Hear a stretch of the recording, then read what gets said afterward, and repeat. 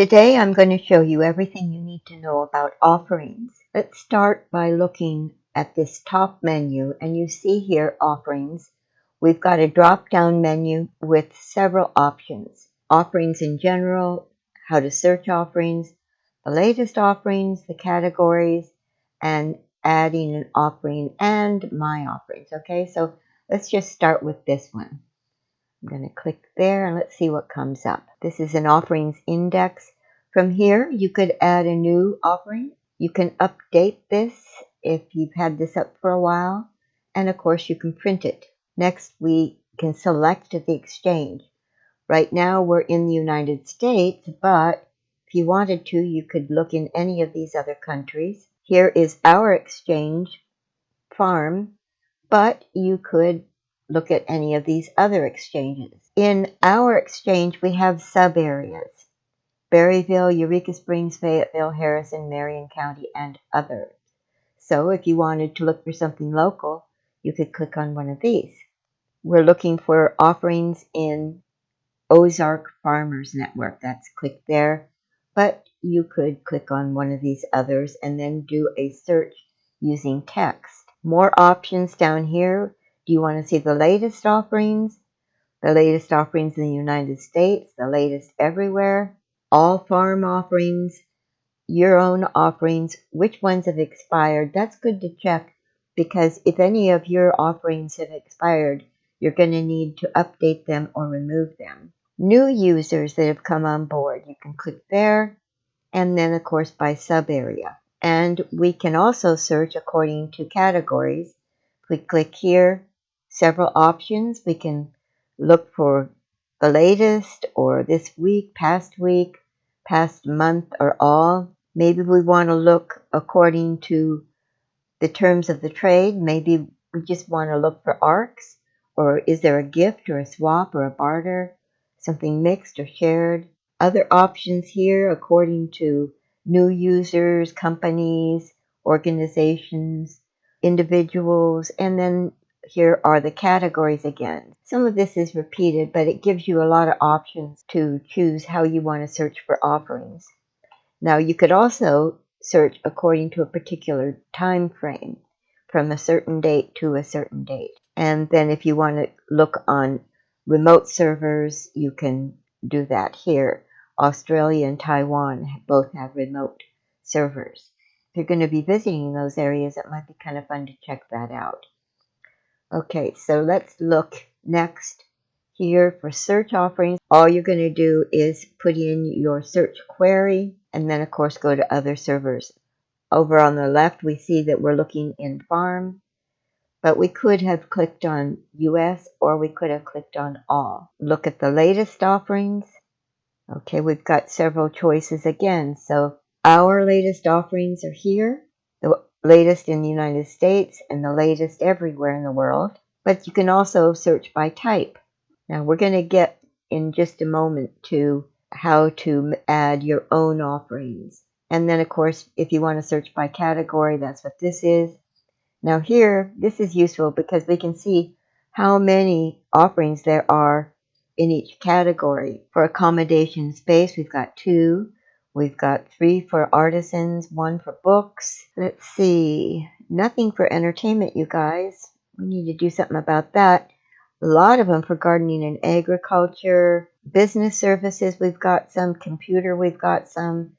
Goods, miscellaneous, there are 6. Labor and assistance, herbs, food and drink. We've got several in these different categories. So this is a good place to jump to if you know what category you're looking for. Next, we're going to go to add offering. And here I want to talk about this a little bit. When you joined and listed your very first offerings, the fields were very limited. For example, you had a field where you could list your offering for ARCs, but there really wasn't anything if you wanted to have it as a gift or a swap or a barter.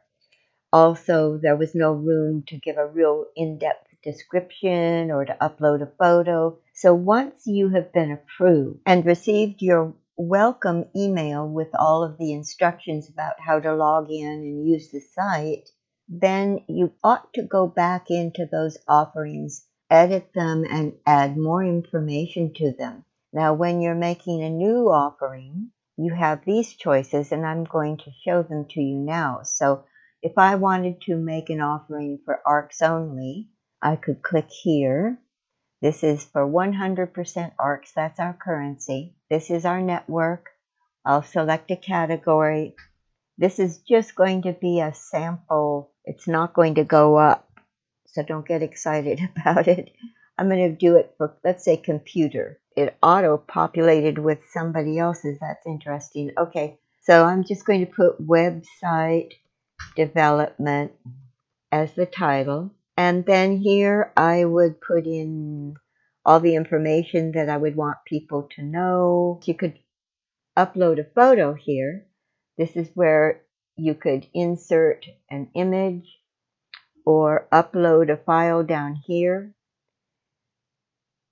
You've got some formatting options that you can use to make this look pretty. If you have a link that you want to insert, let's say this was a link to something, maybe an example of websites I've developed.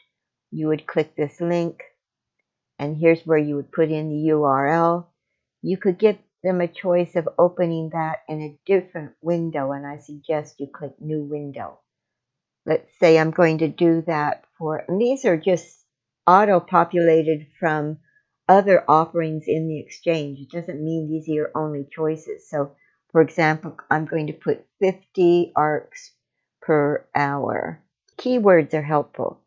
I could put in WordPress, for example, with a comma, website development, comma. Let's say I only want to do this for the summer, so I could put in 3 months.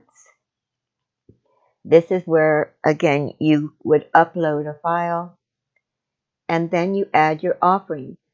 There are a few notes about offering rules down here I suggest that you take a look at. If anything is inappropriate, yes, I check all this and I'll remove anything from the list that is inappropriate. And offers for goods that have been sold and are no longer available must be removed from the list as soon as possible. Same thing for services. But since I am not going to actually post this, let's just go back. If you want to give something away, this is a great way to recycle things that you don't need anymore or use. Click on this one, and what's going to happen is that it will be posted in the exchange as a gift. You're not going to write down that it's a gift. It's automatically going to be designated a gift. If you have a question about it, you can click that for information about gift offerings. If you want to do a swap, that's where something's explicitly swapped for something else. For example, a Reiki session for a massage, Beethoven CDs for Mozart CDs, gardening for a car wash, 1 hour of what you want to do for 1 hour of what you need, etc. Again, there's a place to click. Here, it's going to look the same as what we've been showing with these basic fields. The only thing is, here you're going to put down what you want to swap for. Let's say I've put in here that I make homemade hummus, and I want to swap for kefir. Barter is a little bit different from swapping. Swapping is very explicit, but with bartering, it's used to barter something that you have or do without stating explicitly what you require in exchange. It's for offerings where you'll negotiate what you'll accept. Let's take a look at that. Again, you could put in the category and a title of what you have, fill all that out, and here we see a field that says accept. This gives them an idea of what you would accept for that in exchange. We've got mixed offerings. Here you can have a combination of dollars and ARCs. The rule here is that the dollar amount always has to be less than the ARC amount. You're going to put the rate in both currencies. How many dollars and how many ARCs. There's some rules down here that you can read. And we're just about done with offerings, folks. Let's take one more. The shared offering. And that could be a little bit confusing. So let's go to the description of shared offerings. These are where the advertiser invites others to share a resource, item, activity, experience, or action rather than the plain offering of goods and services as a producer, giver, or provider. It's a reciprocation. It's not for sharing in the sense that you want to hire or rent something that you own. If you wish to do that, just advertise it as a normal offering for ARCs or a combination. Here are the rules. The reciprocation is in the sharing, not in receiving payment. This means no price can be quoted. Both or all parties need to benefit equally. Don't try to benefit yourself at the expense of the sharers because you own the resource or initiate the activity being shared. Offerings requesting others to share the cost of something are acceptable if all parties are going to benefit equally in the sharing of what is purchased. So, for example, let's say farmers need to have a tiller available to them, but no one can afford it outright. So, 2 or 3 people might get together and chip in on the cost of the tiller and then share it as needed. What you're offering must be open to all and not aimed at one recipient. Some examples they give here are to join a team for a river cleanup, or you have a plot of ground where you can grow your own vegetables and we share each other's produce. So, all right, so if it was the tiller, we could write that in here. We could say how many people. Maybe it might take 3 people, each spending $50 because you found one that's for $150. And here you would write down how you would like to share it. And that's about it. So, folks, we are done with the offerings. Again, if you have any questions or comments, please put those in the comments area or in our Facebook group. And next time, we will take a look at the want.